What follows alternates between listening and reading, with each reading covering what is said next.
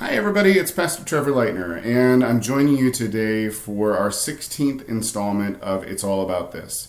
This is the Bible study series where we look on the commands of Jesus Christ. We study exactly what he told us to do, both in word and in deed, what he instructed us to do. And today we're going to be looking at an example of when Jesus healed somebody on the Sabbath. Now, technically, that was against the rules. You weren't supposed to do any work at all, and they considered miracles to be work. And by they, I'm referring to the Pharisees and the religious community of Jesus' day. So much to their horror, Jesus actually breaks the rules in front of them. Let's go ahead and look at this. Mark chapter 3, starting in verse 1. Jesus went to the synagogue again and noticed a man with a deformed hand. Since it was the Sabbath, Jesus' enemies watched him closely.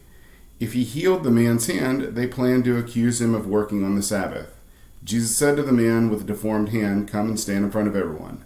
Then he turned to his critics and asked, "Does the law permit good deeds on the Sabbath, or is it a day for doing evil? Is this a day to save a life or destroy it?" But they wouldn't answer him. They looked around at them. He looked around at them angrily and was deeply saddened by their hard hearts. Then he said to the man, "Hold out your hand." So the man held out his hand, and it was restored. At once, the Pharisees went away and met with the supporters of Herod to plot how to kill Jesus. Now, you might notice this is a different translation than normally what I speak from. This is from the New Living. Sometimes it just highlights different words, and it helps us to understand it in a more deep sense. So a lot of times I like to look at different versions of the Bible. I highly recommend you do that as well.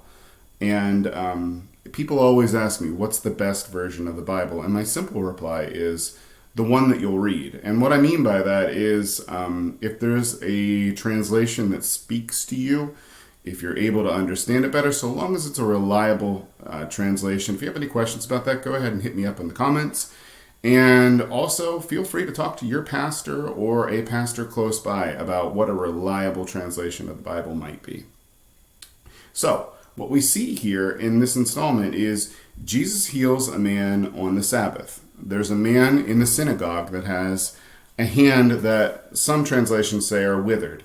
It simply doesn't work right. His hand doesn't work right, and this is limiting probably his ability to earn. Probably what he can work at, what he can do is very, very limited because of this withered hand. And Jesus, that's why he mentions, is it legal to save a life? Is it a lawful thing to do? Now, the Pharisees are very consumed with rules and regulations, doing things correctly. Now, many of you are going to be able to relate to that. You want to do the right thing. You're really interested in doing things correctly. What Jesus shows us here, though, is sometimes breaking the rules is the correct thing. Now, what I'm talking about here is intent over execution. Whether it is a right thing to technically, whether it's a good thing to technically be right, but at heart be wrong. Now, to not heal this man, he would have walked out without healing again, and Jesus might have moved on, and there would have been his chance to be healed. Jesus knows this, and grace always triumphs over the law when we see Jesus. Jesus always works on the side of grace. Now, what is grace? Grace is simply unmerited favor. It's something good that you don't deserve.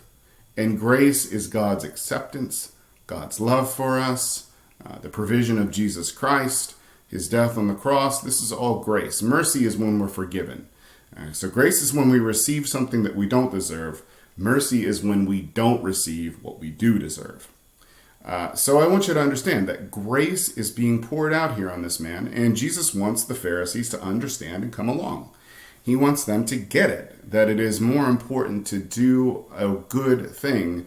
It's more important to be good than it is to do good, if that makes sense. Sometimes we're so concerned about our performance that we forget about the intent. If you've ever had somebody give you a present or write you a note because it was the right thing to do, but you could tell their heart wasn't in it, you didn't really want that. Well, God doesn't want that either. And this is the reason why grace is more important than law. This is why intent is more important than execution. God wants your heart. He's good enough on his own. Now, what am I saying to deliberately go out and sin all as much as you can? Absolutely not. But what I'm saying is sometimes the situation demands being kind to somebody over being technically correct.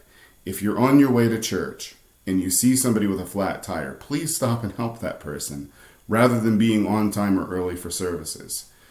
If a friend of yours has a financial crisis and they need some financial help, the church will be okay if you help them, and that's all the money that you have for that week. We'll be okay. Really what we're concerned about, what Jesus is concerned about, is being gracious, not necessarily always following the letter of the law to the T. So I hope you understand that. If you have any questions, feel free to hit me up in the comments. I'll be glad to talk with you. God bless you, take care, and we'll see you next time.